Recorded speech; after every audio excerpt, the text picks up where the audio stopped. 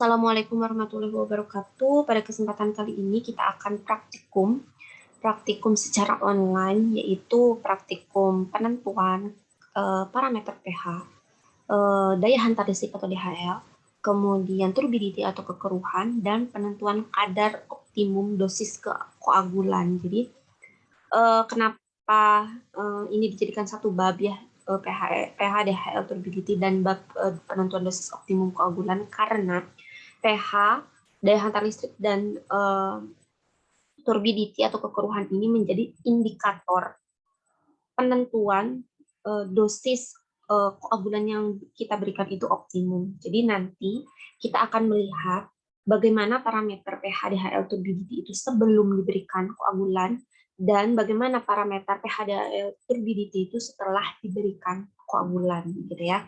Nah, itu garis besarnya. Nanti saya akan share screen untuk modulnya. Nah, ini modul pH, DHL, turbidity, gitu ya, dan koagulasi flokulasi. Metode yang kita gunakan adalah metode jar test dan menggunakan alat water quality checker. Jadi kita akan menggunakan alat untuk melihat parameter, untuk mengukur parameter pH, DHL, dan turbidity. Nah, pada praktikum kali ini prinsip yang digunakannya itu adalah prinsip koagulasi, gitu ya. Prinsip koagulasi itu di mana kekeruhan di dalam air itu disebabkan oleh zat-zat tersuspensi dalam bentuk lumpur kasar, lumpur halus, dan koloid. Pada permukaan koloid bermuatan listrik, sehingga koloid dalam keadaan stabil. Akibatnya koloid susah untuk mengendap. Jadi karena koloidnya bermuatan listrik, dia tuh susah untuk bergabung dengan vlog-vlog yang lain, gitu, membentuk vlog-vlog. Jadi akibatnya koloid susah untuk mengendap. Nah, diberikanlah senyawa koagulan seperti tawas aluminium. Nah, senyawa koagulan seperti tawas atau aluminium itu mempunyai kemampuan untuk mendestabilisasi koloid atau menetralkan muatan listrik pada permukaan koloid, sehingga koloid itu dapat bergabung satu sama lain membentuk vlog dengan ukuran yang lebih besar.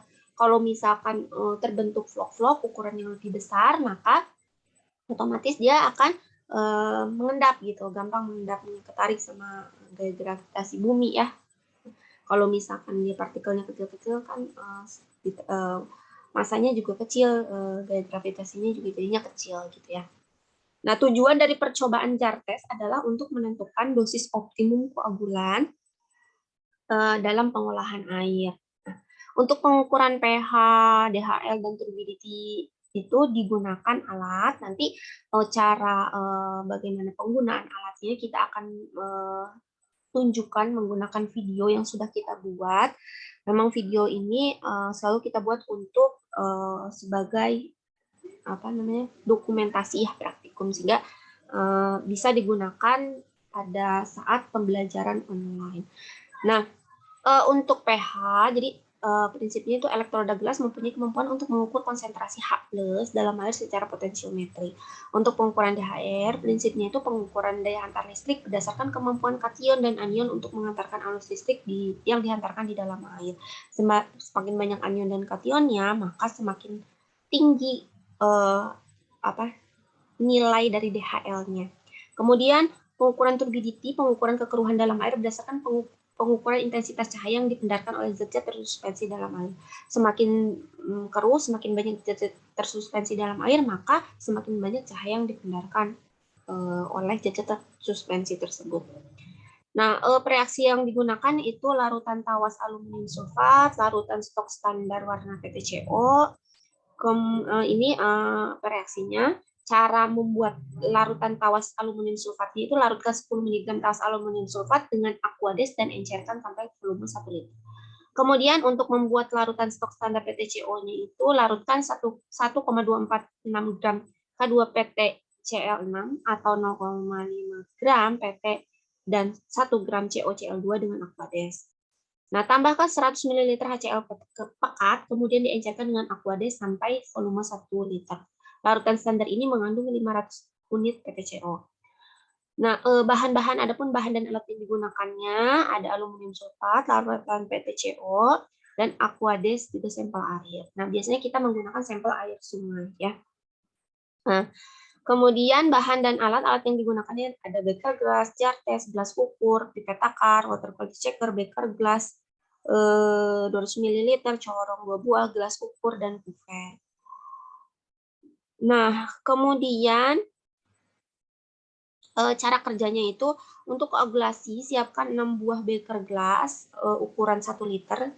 Nah, maaf, sebelum masuk ke koagulasinya, kita harus melakukan dulu pengecekan pH, pengukuran pH, DHL, dan turbidity menggunakan alat. Jadi nanti kita akan membandingkan bagaimana nih parameter pH, DHL, turbidity sebelum dilakukan proses koagulasi, gitu ya. Nah, nanti dicatat di lembar pengamatannya harga menentukan nilai atau harga pH DHL turbidity sebelum dilakukan perlakuan gitu ya. Nanti setelah dicek baru kita masuk ke proses koagulasi. Nah, tadi proses koagulasi yang pertama siapkan 6 buah beker gelas ukuran 1 liter, masing-masing diisi 500 ml sampel air, kemudian disimpan dalam alat jar test.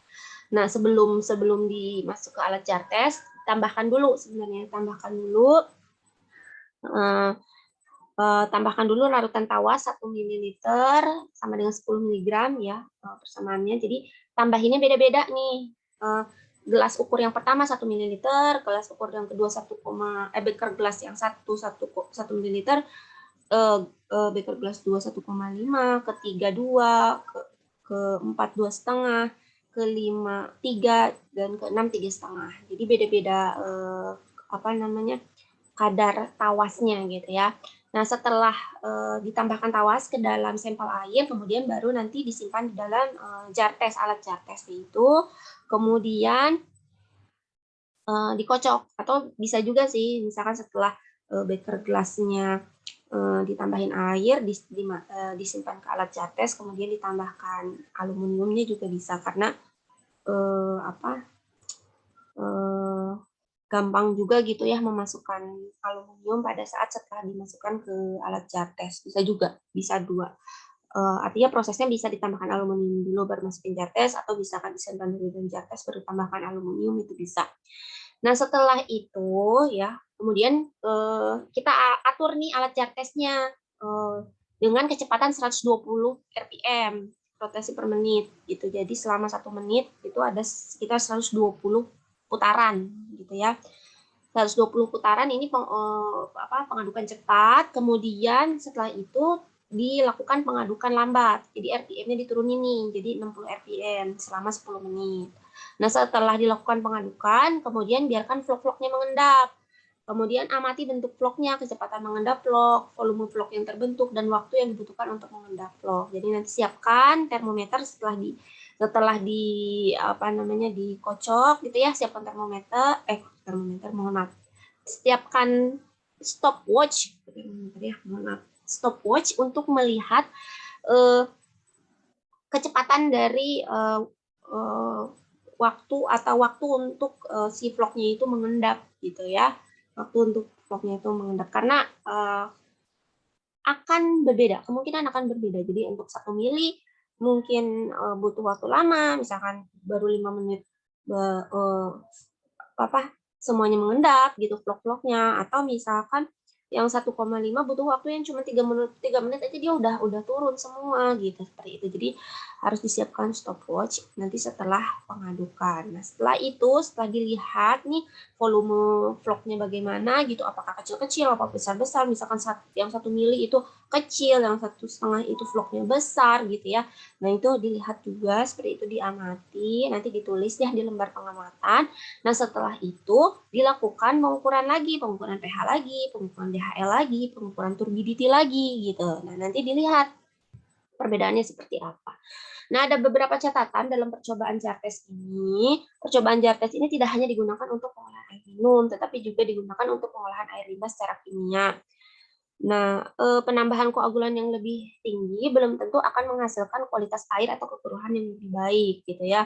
Bisa jadi setelah ditambahkan itu ternyata misalkan dosis optimumnya misalkan di 3 ml, ketika kita tambahkan dosis koagulannya 4 ml, itu malah bukan jadi bagus misalkan, tapi malah jadi keruh karena sudah jenuh atau seperti apa, nanti kalian amati bagaimana gitu ya.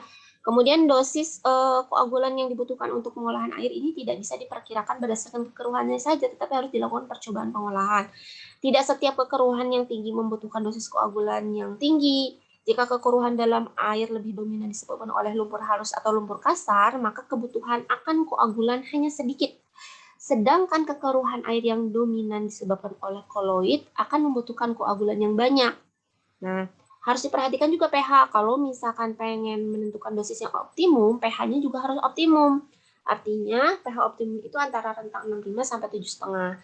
Kalau kita pertama kali cek pH-nya itu di luar gitu ya, misalkan di luar dosis di luar pH optimumnya, misalkan dia lebih asam atau lebih basa, maka kita lebih asam kita tambahkan misalkan KOH, misalkan ya NaOH gitu untuk dia netral, atau misalkan kalau misalkan lebih basah ditambahkan HCl misalkan agar dia lebih naik gitu, lebih turun gitu ya. Jadi ke rentang 65 sampai dengan 7,5 gitu ya.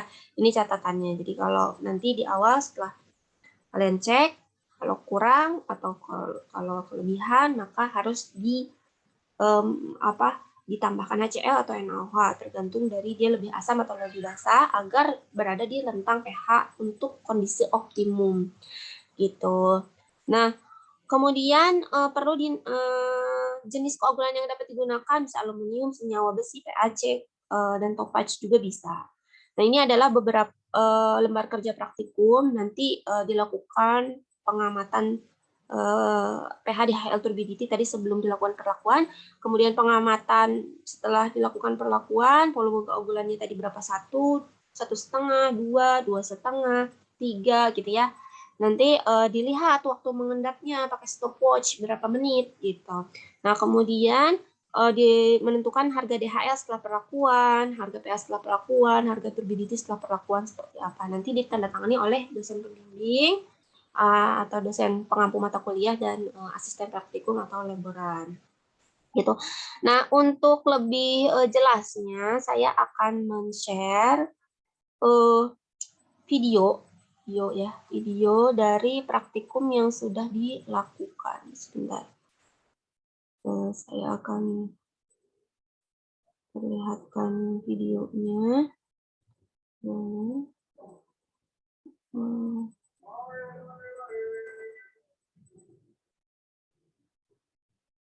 Sebentar. Oh ya.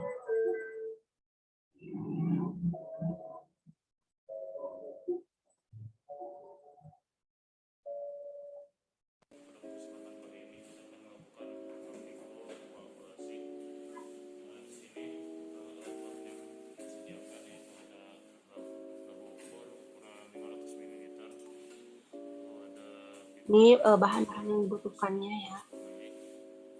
Maaf. Alat-alat yang dibutuhkannya.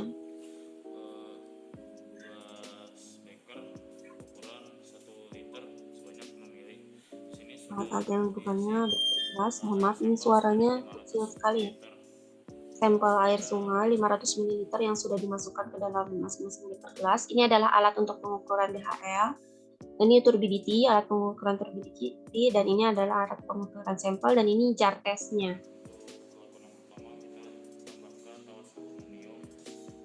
Nah, larutan tawas aluminiumnya dimasukkan ke dalam beker gelasnya, tadi 1 mili, ya 1,5 mili, 2 mili, dan seterusnya.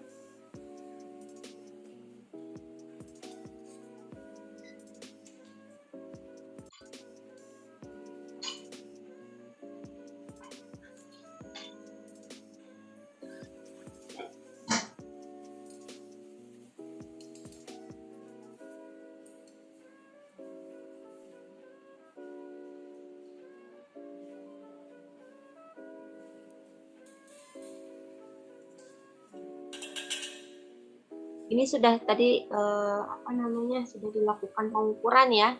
Ini di video ini tidak diperlihatkan bahwa sebelumnya ini sudah dilakukan pengukuran pH DHL turbidity menggunakan tadi alat-alat yang tadi sebelum dilakukan perlakuan ini gitu ya.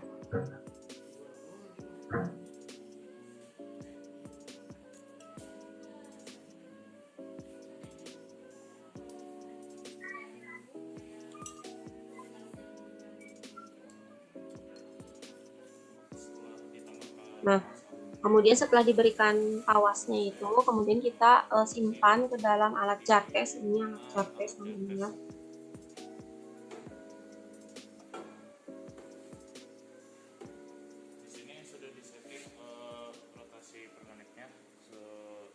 Ini di setting 120 RPM kecepatannya dalam waktu 1 menit. Ini 1 menit ini waktu, dan ini kecepatan. Ini menunjukkan waktu, yang tadi display ini waktu, ini kecepatannya. Kemudian kita turunkan stirrernya.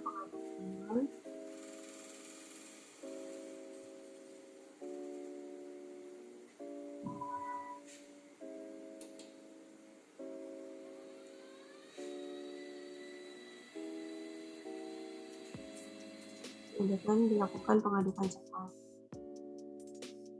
Kemudian nanti dilakukan pengadukan lambat, nggak diganti RPM-nya jadi 60 dan waktunya jadi 10 menit. Nah, ini kita melakukan pengecekan untuk daya hantar listrik ya. Pengecekan daya hantar listrik.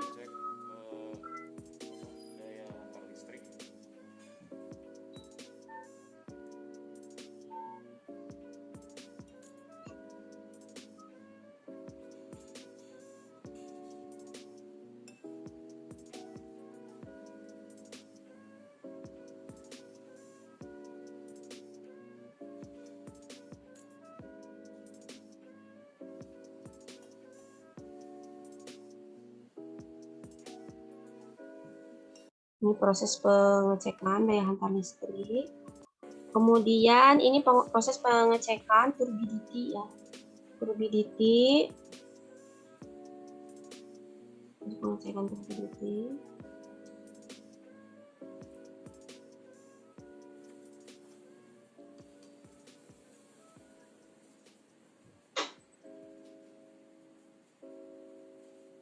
Nanti sampel airnya dimasukkan ke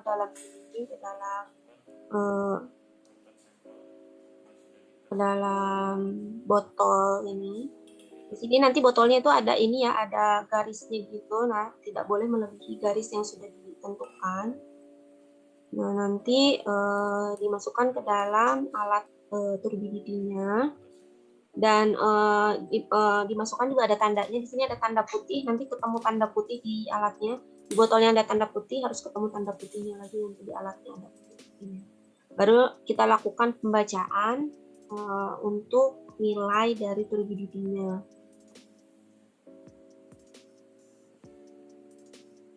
Ini hasil dari turbidity-nya. Nah, setelah itu dilakukan pengukuran pH menggunakan pH meter untuk setiap beker gelas.